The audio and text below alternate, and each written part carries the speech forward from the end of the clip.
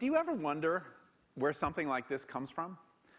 I do all the time. And a few years ago, I decided to try to find out, to kind of conduct a little investigation and trace this. This is a double quarter pounder with cheese back to its origins. I went so far as, in fact, to buy a steer, which I followed to his home. And this is a feedlot. There's one on Route 5 in California, and you can smell it 3 miles before you get there. These are some of the most hideous landscapes of the 20th century, and God knows there's some competition. In fact, the neighbors of this call it Cowschwitz. This is where our burgers come from. But I realized when I was there that I had to go further still, that in fact the burger comes from cornfields and soy fields in the American Midwest where the feed is grown to feed the animals on these feedlots, and that once I went there, I had to go back still further to the oil fields of the Middle East, because all that feed is grown with petroleum-based fertilizers and pesticides. So really, you're all the way in the Middle East when you're finding the source of that burger. And when I got into the intricacies of this food chain, I realized that it was not only very complex, but deeply implicated in 3 of the most serious problems we face. First is the energy crisis, the healthcare crisis, and the climate change crisis. How so? Well, 20% of the fossil fuel we're burning in this country goes to feed ourselves, to produce this kind of processed food. $500 billion of our health care costs are going to treat preventable chronic diseases linked to the American diet. And as much as a third of climate gases, greenhouse gases, are being produced by the food system. But I also learned a couple hopeful things. One is that any changes we can make to make this food system more sustainable, less reliant on oil, more dependent on the sun, will yield very impressive dividends in all 3 of these areas, helping to solve these problems.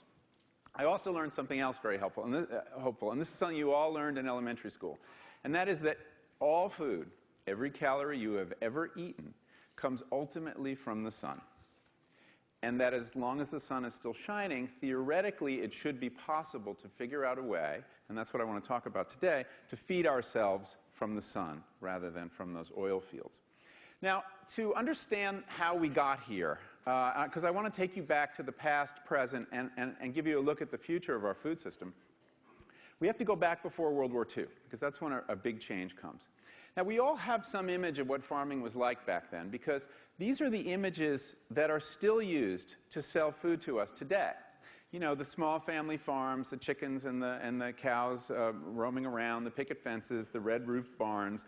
We use this image to sell food today, even though now it is just a literary conceit. But that is pretty much how it was. And we basically took this fairly natural system and turned it into something much more closely resembling a factory. It worked. It worked incredibly well. We got amazing amounts of calories off the land. Where before World War II, a single farmer could feed 20 of us, 20 other people and his family. Now, a single Midwestern farmer can feed 150 people, one person. These are the most productive humans who have ever lived. And the benefit to us has been that food has gotten a lot cheaper. Whereas in 1910, we spent about 1/4 of our income to feed ourselves. By 1960, that had gone down to 18%, and today it is under 10%. That is less than anybody who has ever lived as a percentage of income, and less than anyone else on the planet. So that's the achievement. But as much as we acknowledge that achievement, we have to, I think, be equally clear-eyed about the costs, because as it turns out, cheap food is incredibly expensive. And I want to talk to you about 3 of those expenses. The first is, as I've suggested, to do this, grow food this way, takes huge amounts of fossil fuel. It's the only way to do it. That is what we have replaced all that human energy with. And every step in this process is really, we're applying more petroleum to the system. To grow the food, to process the food, to move the food around. We have the most incredible supply chains now. I don't even think people are fully aware that when you order sustainable salmon in a restaurant here from Alaska, okay, that's weird enough, it's that far away, but it's supposedly sustainable. Well, the odds are that that salmon has been flown to China to be filleted and then flown back here to be eaten by you. I don't know if you can smell it, but this is a very fresh double quarter pounder with cheese from McDonald's. And I want to show you how much oil goes into producing this. It's my oil. Now remember, the oil is in the fertilizer. That's how you make that nitrogen fertilizer. And the oil is in the pesticide. So this is an 8-ounce glass. Okay, that's about 8 ounces. But that's not all. You need another 8 ounces for the processing and to move it around. And another 8 ounces. And 2 more ounces. 26 ounces of oil to produce this burger. You know that old expression of the grandmothers, you can pay the grocer or pay the doctor? Well, we've chosen, without being asked, to pay the doctor. All these cheap calories are taking a tremendous toll on our health. We're eating 500 more calories per person per day since Earl Butz came around and revolutionized the food system. 500 for each of us. And we're about 17 pounds fatter, corrected for age. 2/3 of us, overweight. 1/3 of us, obese. 1 in 3 Americans, and they don't all live in the Midwest. 1 in 3 will get type 2 diabetes, born in the year 2000, okay? That takes 7 years off your lifespan, which means this generation, on current trends, will be the first in American history to have a shorter life expectancy than their parents.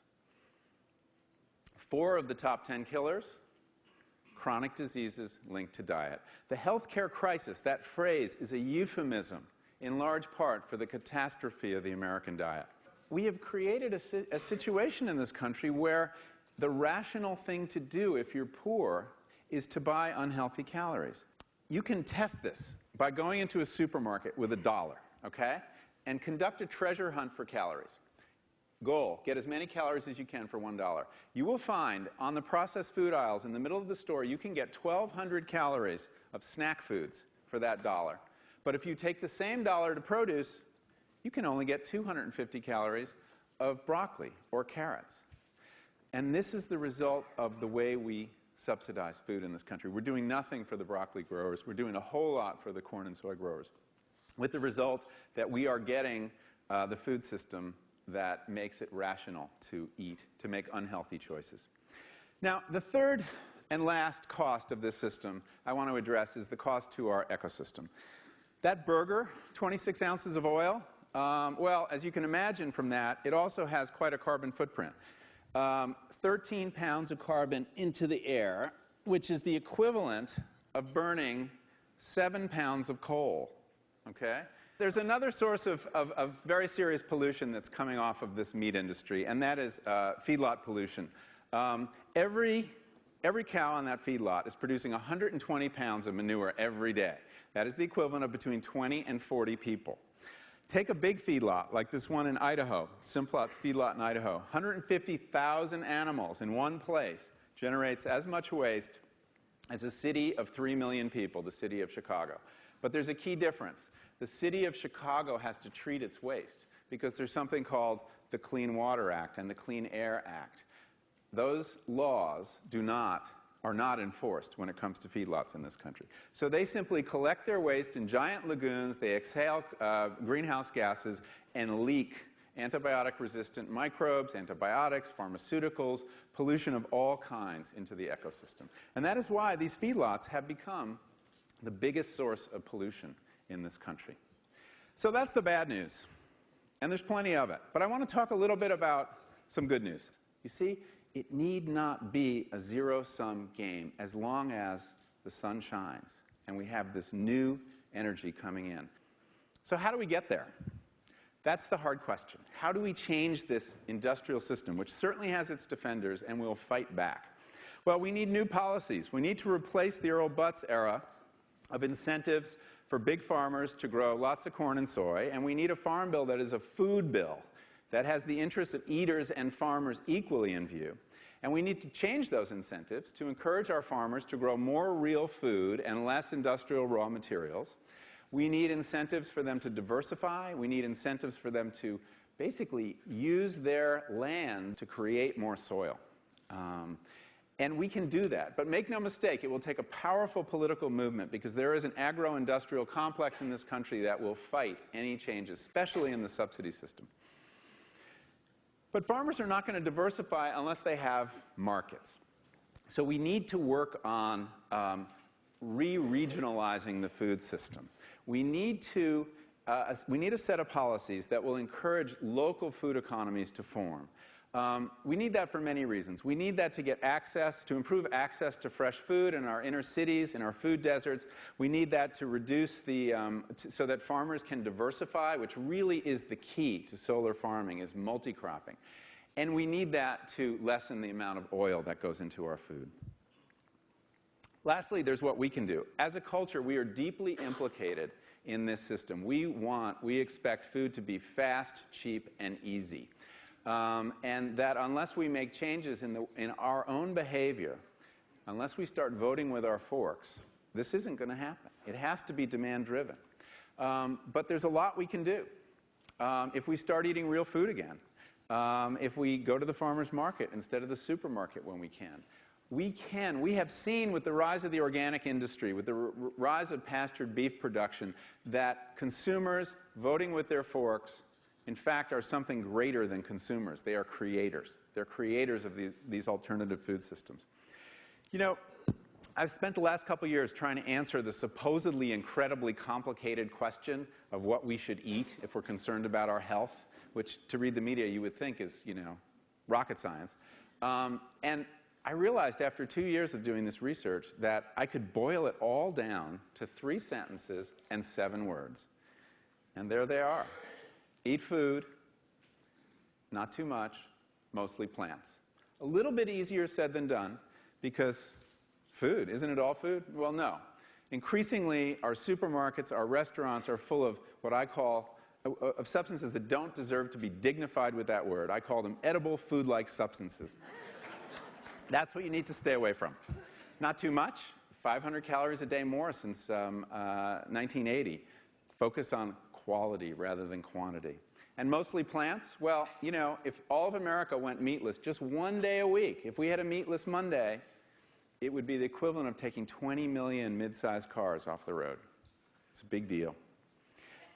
3 other things you can do that are equally revolutionary. One is plant a garden. This may seem very small. It's not. If you invest $70 in a home garden, you can yield $600 worth of produce in the first year. This is people say organic produce is very expensive. Well, not if you grow it yourself. We have so much non-productive land that could be sequestering carbon and feeding us and giving us exercise, all without fossil fuel. The second is get back in the kitchen and cook. A lot of our problem has to do with the fact that we've allowed corporations to cook for us. They don't cook very well. They cook with far too much salt, sugar, and fat. And the only way we're going to get back control of our diet and control of our food system is by cooking again and involving our family in it too. And the third thing that I think is so obvious as to not need stating, but in fact in modern America does need stating, needs stating, but there it is eat meals. Eat food at tables with other people. I know, this doesn't sound radical, but it has become that.